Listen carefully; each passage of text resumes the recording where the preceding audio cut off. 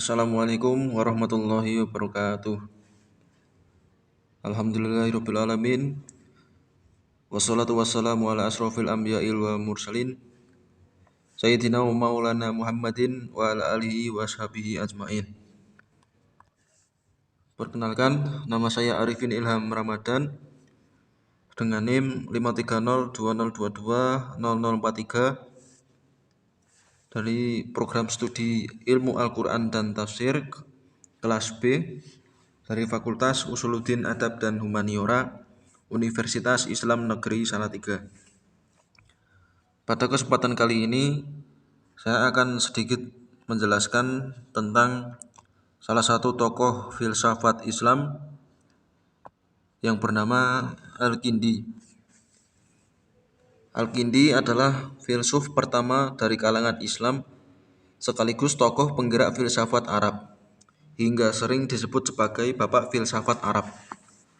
Ia juga diakui sebagai salah satu filsuf Arab paling berpengaruh karena banyaknya karya-karya yang dilahirkan.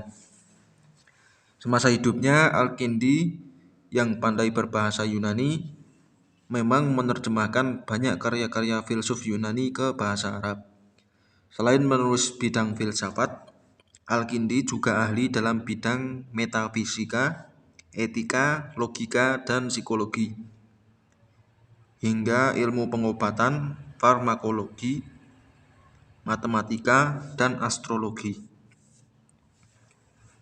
Kemudian kehidupan awal Al-Kindi. Al-Kindi memiliki nama lengkap yaitu Abu Yusuf Ya'qub Ibnu Ishaq Al-Kindi.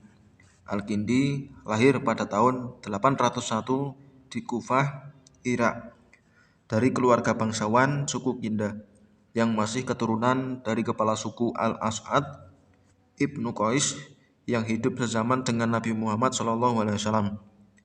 Ayah Al-Kindi, Ishaq, merupakan gubernur Kufah yang membimbingnya sejak pendidikan pertamanya di Kufah. Ia kemudian melanjutkan studinya di Baghdad di bawah naungan Khalifah Abbasiyah Al-Ma'mum pada tahun 813 hingga 833 dan Khalifah Al-Mu'tasim pada tahun 833 hingga 842. Berkat bakatnya yang menonjol saat belajar di Baghdad, Al-Kindi dipekerjakan oleh Khalifah Al-Ma'mum di House of Wisdom, yaitu pusat penerjemahan teks-teks filosofis dan ilmiah dari bahasa Yunani ke bahasa Arab.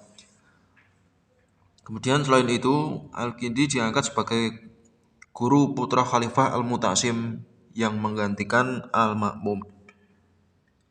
Kemudian karya dan pemikiran Al-Kindi. Semasa hidupnya, Al-Kindi diperkirakan menulis setidaknya 260 buku yang mengulas berbagai bidang. Sebanyak 32 buku membahas geometri, 22 buku filsafat, 22 buku kedokteran, 9 buku terkait logika, dan 12 buku terkait fisika. Sayangnya, banyak karyanya yang telah hilang sebagai akibat dari ekspansi bangsa Mongol. Bahkan 24 karyanya ada yang baru ditemukan pada pertengahan abad ke-20 di perpustakaan Turki. Di bidang matematika, Al-Kindi memainkan peran penting dalam memperkenalkan angka India ke dunia Islam. Ia juga menerapkan matematika, khususnya konstruksi geometris, dalam menjelaskan fenomena optik seperti perspektif visual, bayangan, pembiasan, dan refleksi. Karya Al-Kindi yang paling penting dan terkenal adalah On First Philosophy. Buku ini dianggap sebagai filsafat pertama yang membahas tentang Tuhan. Dalam menjelaskan tentang Tuhan, Al-Kindi berpendapat bahwa Tuhan adalah kebenaran dari semua kebenaran, atau puncak dari kebenaran. Ia juga berpendapat bahwa keteraturan alam tidak mungkin terjadi tanpa adanya zat yang tidak terlihat. Alam semesta yang didiami manusia menurut Al-Kindi adalah karya Tuhan. yang juga berperan dalam menjaga dan memfasilitasi ketersediaan di alam. Adapun karya terkenal Al-Kindi dalam bidang astronomi berjudul On Rays, yang melihat astrologi sebagai ilmu rasional. Al-Kindi juga memiliki karya paling penting di bidang kedokteran yang berjudul De Gradibus, di mana ia mendemonstrasikan penerapan matematika pada kedokteran, khususnya di bidang farmakologi. Misalnya, ia mengembangkan skala matematika untuk mengukur kekuatan obat dan menggunakan fase bulan untuk menentukan hari-hari paling kritis dari penyakit pasien. Selain itu, Al-Kindi juga memiliki karya yang menjelaskan proses penyulingan untuk mengekstraksi minyak mawar dan menyediakan resep untuk 107 jenis parfum yang berbeda. Kemudian wafatnya Al-Kindi. Ketika masa pemerintahan Khalifah Al-Mutawakkil pada tahun 847 hingga 861, karir Al-Kindi mulai menurun. Diduga terdapat dua alasan yang mendasari hal ini. Yang pertama adalah persaingan di perpustakaan dalam menerjemahkan karya ilmiah. Sedangkan yang kedua adalah penganiayaan Al-Mutawakkil terhadap Muslim yang ortodoks. Menurut ahli sejarah, Al-Kindi meninggal pada tahun 873 di Baghdad ketika masa pemerintahan Al-Mu'tamid. Kemudian yang selanjutnya, pengaruh Al-Kindi. Al-Kindi adalah ahli dalam banyak bidang pemikiran yang dianggap sebagai salah satu filsuf Islam terbesar pada masanya. Pengaruhnya di bidang fisika, matematika, kedokteran, filsafat, serta musik sangat luas dan berlangsung selama beberapa abad. Kontribusi besar Al-Kindi adalah sebagai penggerak filsafat di dunia Islam yang mencoba menyelaraskan penelusuran filosofis dengan teologi dan akidah Islam. Teks-teks filosofis yang diterjemahkan di bawah pengawasannya pun mendapat acuan di dunia Islam selama berabad-abad. Al-Kindi juga diakui sebagai tokoh paling penting di Eropa selama abad pertengahan.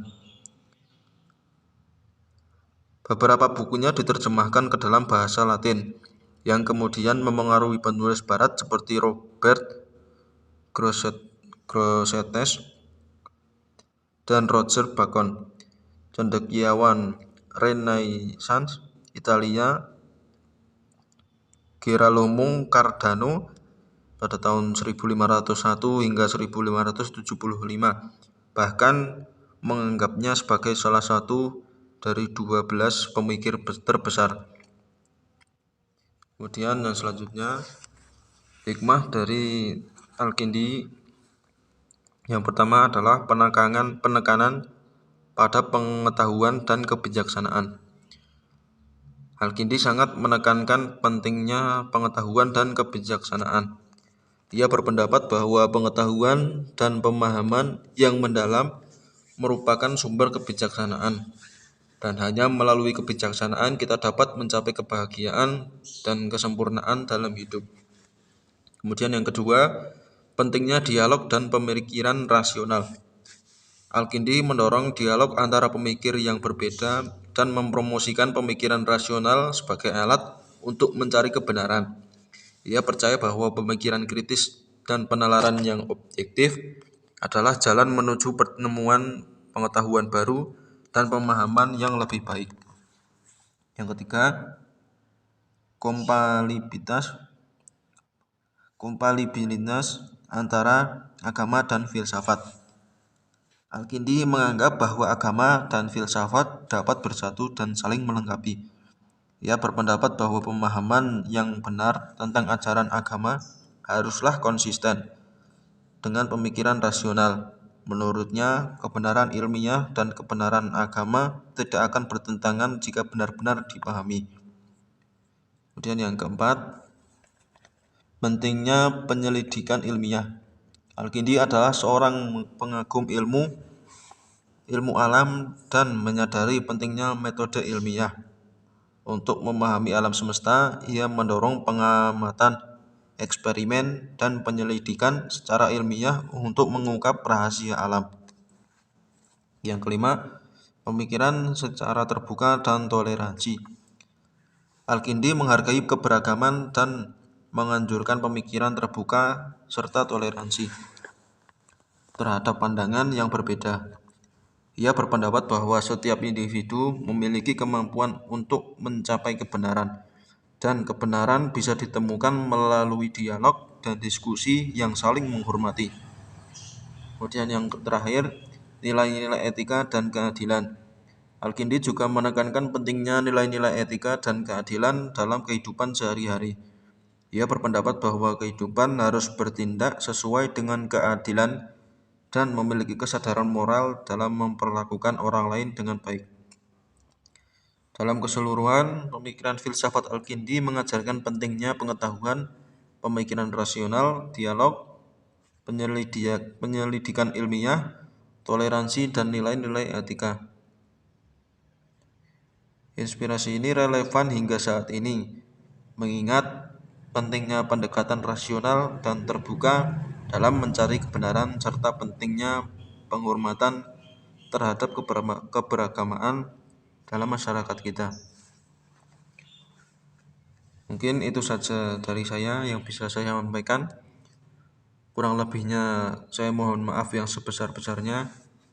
Saya akhiri, wassalamualaikum warahmatullahi wabarakatuh.